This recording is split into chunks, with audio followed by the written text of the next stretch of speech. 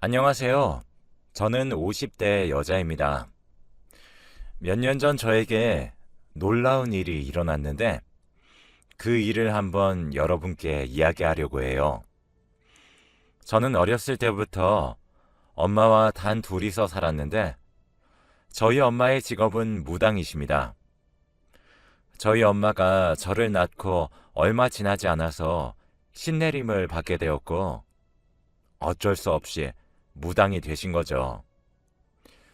저희 아빠는 엄마가 괴물이라며 도망쳤고 엄마 혼자서 저를 힘들게 키우셨어요.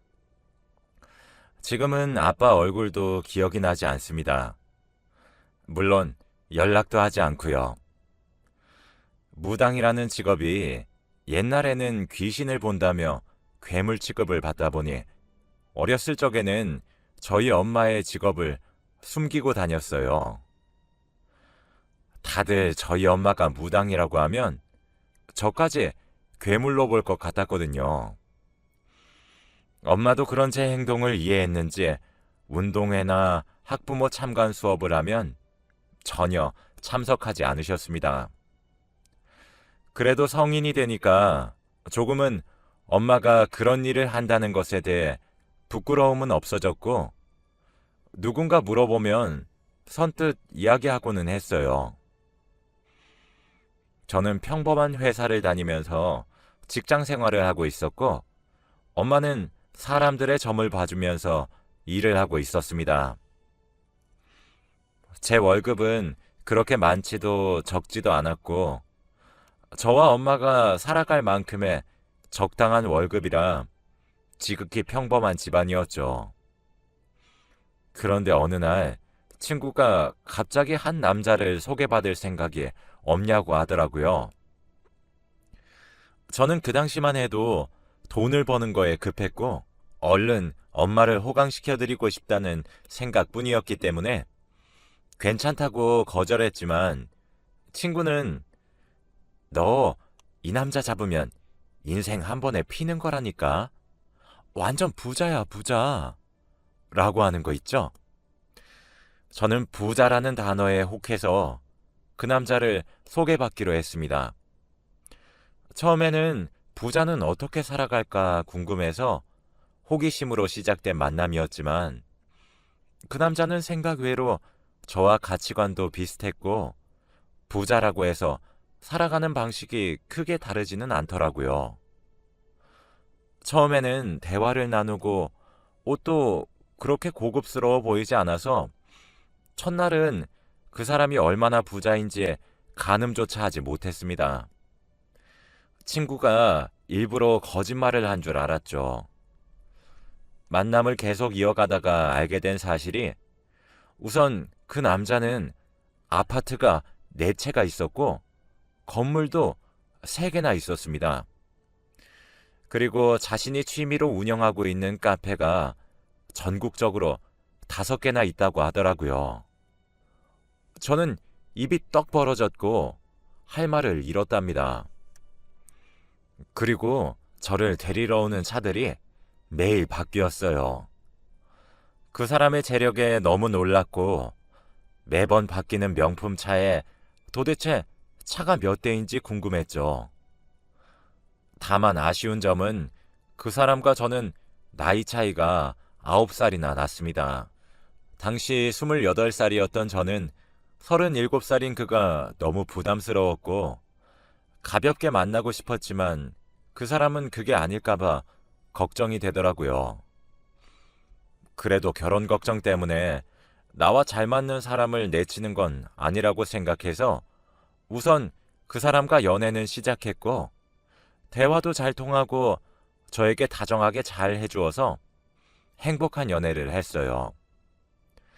그런데 그 사람 집에 가게 되었는데 드레스룸에는 명품으로 가득 차 있더라고요. 저는 태어나서 한 번도 명품을 사본 적이 없는데 그 사람을 만나고 나서 명품백도 선물 받아보고 구두, 액세서리 등등 정말 많은 명품을 받았습니다. 저는 오랜만에 동창회도 나갔더니 친구들이 다들 제 남자친구의 이야기를 듣고는 부러워하더라고요. 동창회가 끝나고 집으로 돌아가려고 하는데 남자친구가 저를 데리러 왔습니다. 외제차를 끌고 멋진 슈트를 빼입고 왔는데 친구들이 하나같이 부러운 눈빛으로 쳐다보더라고요. 저도 여자다 보니 남들이 저를 부러워하니까 기분은 좋더군요. 저는 그때 이 남자와 결혼을 하게 되면 앞으로 돈 걱정 없이 살 수 있겠구나 싶었고, 엄마도 호강시켜주겠다는 제 목표도 한순간에 이룰 수 있을 것 같았어요.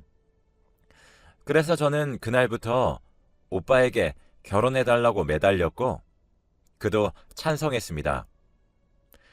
저희는 결혼을 하기로 약속하고 저희 엄마를 만나러 갔어요. 그런데 엄마는 오빠가 저희 집에 발을 딛자마자 물러섰거라 라고 하는 겁니다. 저는 너무 놀라서 엄마, 왜 그래? 나랑 결혼할 사람이야 라고 했더니 엄마는 절대 결혼은 안 된다고 했어요. 너 이 남자랑 결혼하면 인생 다 말아먹는다. 우리 집안에 폐만 끼칠 사람이야. 연애까지는 봐주겠지만 결혼하면 엄마 죽어버릴지도 몰라 라고 하더라고요. 저는 그때까지만 해도 저와 오빠의 나이 차이가 9살이나 나니까 제가 못 믿어서 그런 무서운 핑계까지 대며 제 결혼을 반대하는 줄 알았어요. 엄마, 말이 너무 심한 거 아니야? 솔직히 막말로 무당인 엄마를 가지고 있는 딸을 누가 만나주겠어? 오빠 같은 사람이 사위로 오면 감사합니다 하고 엎드려 절을 해도 모자랄 판에 우리 집안에 폐를 끼쳐? 당장 오빠한테 사과해. 뭐? 결혼은 절대 안 돼. 자네는 기가 안 좋아. 우리 딸 옆에서 물러섰거라 라고 하면서 오빠를 쫓아냈어요. 저는 오빠에게 미안하다고 연신 사과를 했고 그때 오빠의 표정은 별로 좋지 않아 보였습니다. 엄마는 끝까지 오빠에게 소금까지 부려대면서 나가라고, 다시는 우리 딸 옆에 얼씬도 하지 말라고 소리쳤어요. 저는 그런 엄마가 너무나 미웠고 어릴 때부터 지금까지 나한테 피해만 끼치는 엄마가 차라리 없어졌으면 좋겠다는 나쁜 생각까지 했죠. 그래도 오빠는 저를 꼭 안아주면서 난 괜찮아. 어머니가 저렇게 반대하시면 어쩔 수 없지 라고 하더라고요. 그런 오빠를 보니까 더 결혼에 대한 오기가 생겼고 저는 그냥 오빠에게 엄마 의견은 필요 없어. 결혼은 우리가 하지 엄마가 해? 결혼식장에는 엄마 대행 쓰면 돼. 요즘 다 그렇게 해. 라고 하면서 엄마의 반대를 무시하고 결혼을 하기로 했답니다. 다행히 오빠의 어머니는 저를 반갑게 맞이해주면서 딸같이 대우해주니 차라리 이런 평범한 엄마 밑에서 살았으면 얼마나 좋았을까라는 생각도 했네요. 오빠의 아버지는 어렸을 적 돌아가셨다고 했습니다. 아무튼 저는 해외에서 오빠와 성대하게 결혼식을 올렸고 당연히 엄마는 오시지 않았죠. 청첩장을 주려고 찾아갔지만 엄마는 너 엄마 죽이려고 작정했구나. 너 결혼하면 내가 죽어버린다고 했어, 안 했어? 너 내 딸 맞니? 당장 이 집에서 나가! 라고 하며 절 쫓아내시는 바람에 어쩔 수 없었어요. 그래도 아무리 반대하는 결혼을 한다고 해도 엄마를 죽인다는 표현을 하다니요. 엄마의 극단적인 말에 너무 상처를 받았습니다. 그렇게 오빠와 결혼을 하고 한동안은 정말 부잣집 사모님처럼 명품 백에 명품 신발을 신고 매일같이 백화점에 갔어요. 당연히 다니던 직장은 그만두었고요. 그런데 한 2주 정도는 그렇게 살았는데 그 뒤부터 남편의 태도가 바뀌기 시작했습니다. 집에는 일주일에 한 번 올까 말까 싶었고 연락도 잘 안 돼서 어디서 뭐 하는지 전혀 몰랐죠.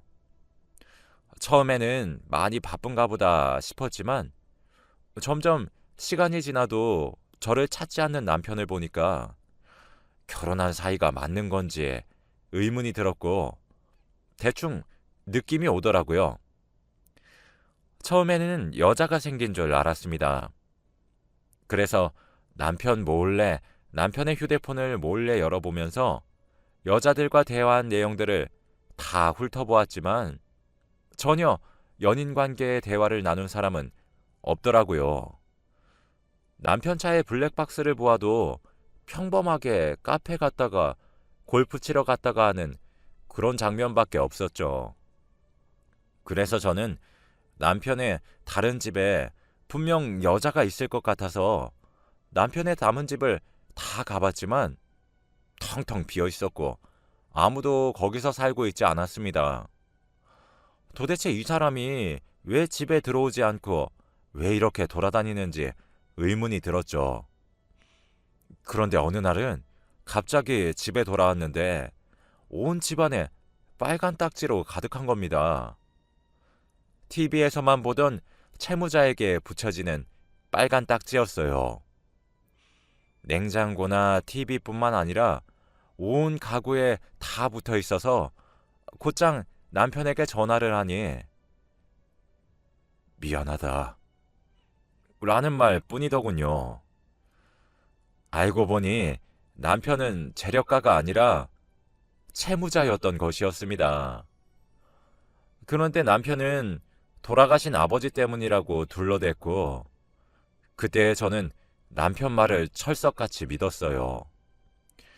남편은 조금만 기다리면 금방 다 괜찮아질 거라고 절 다독였고 당분간은 집에 못 들어온다고 했습니다.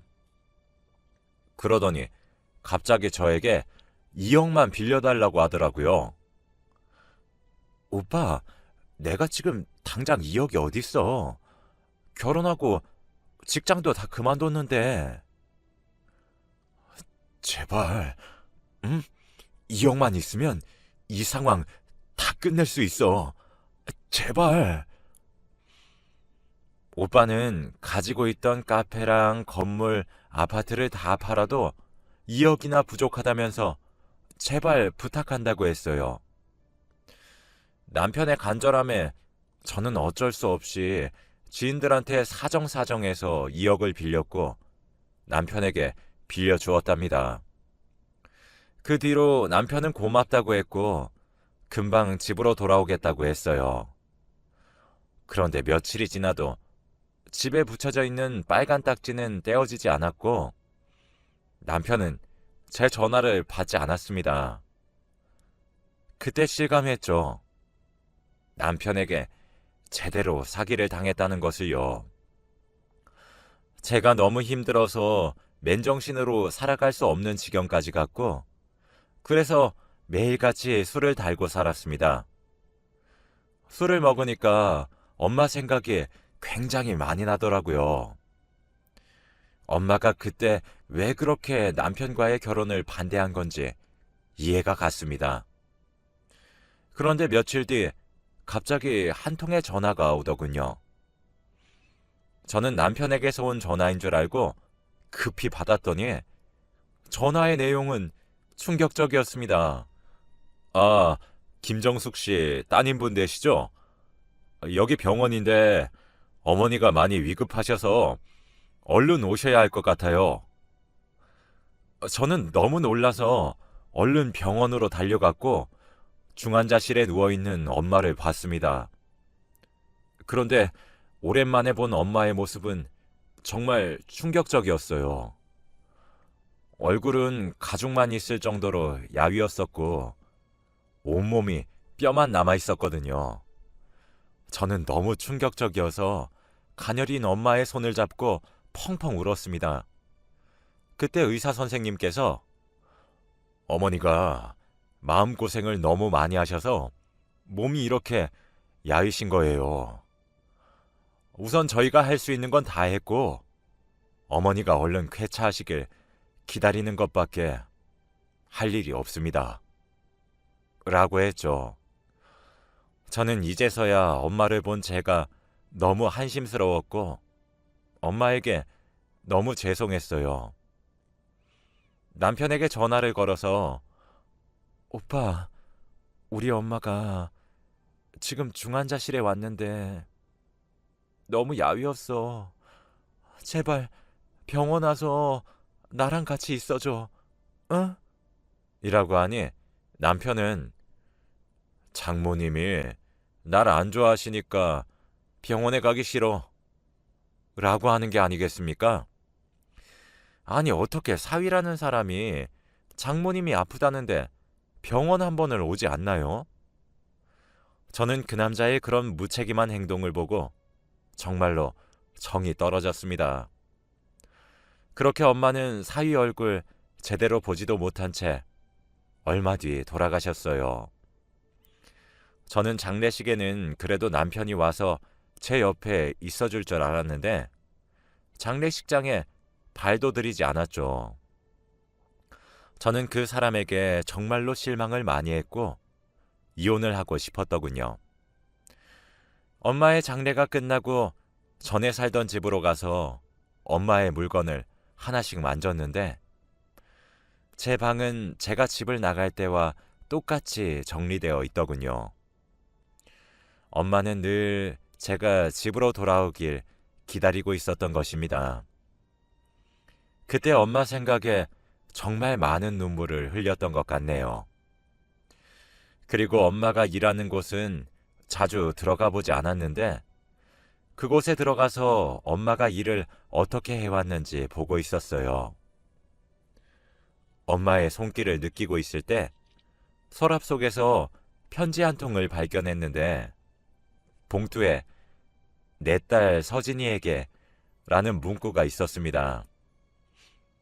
엄마의 글씨체였고 저는 그 봉투를 열어서 안에 담긴 편지를 읽었는데 내용은 정말 충격적이었어요. 서진아, 엄마야. 지금 이 편지를 읽고 있을 때쯤이면 엄마가 많이 야위어서 세상을 떠나고 우리 딸이 엄마 일했던 곳을 보러 방에 들어왔던 거겠지? 서진아, 엄마가 열심히 네 남편의 악행을 막기 위해서 노력했지만 내 기만 잔뜩 빼앗겼어. 그 사람은 도저히 막을 수 없겠더라.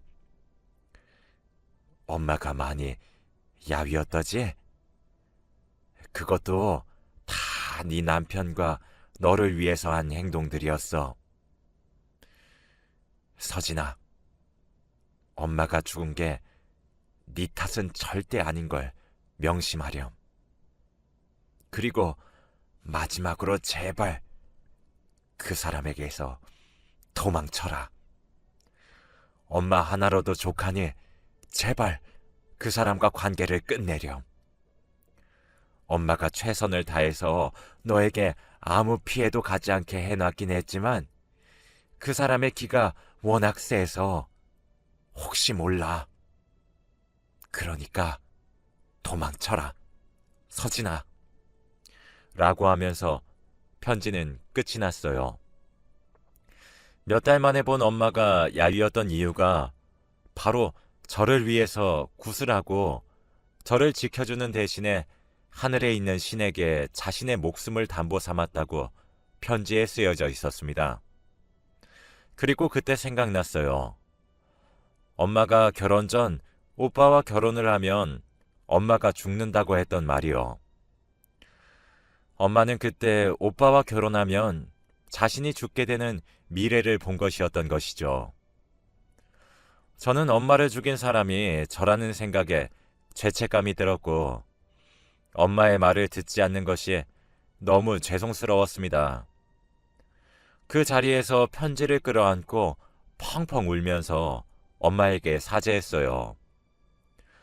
엄마는 죽을 때까지 저를 생각해서 자신의 목숨까지 바쳐가며 저를 구하신 거였죠. 저는 엄마가 편지에 남긴 도망치라는 말을 실행하기 위해 남편과 이혼 절차를 밟으려고 했습니다. 그리고 집에 가니 웬일로 남편이 있더라고요.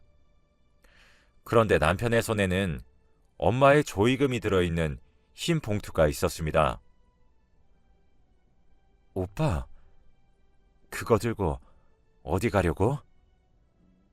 아, 아니, 난 너 힘들까봐. 이거 내가 관리하려고 했지. 뭐?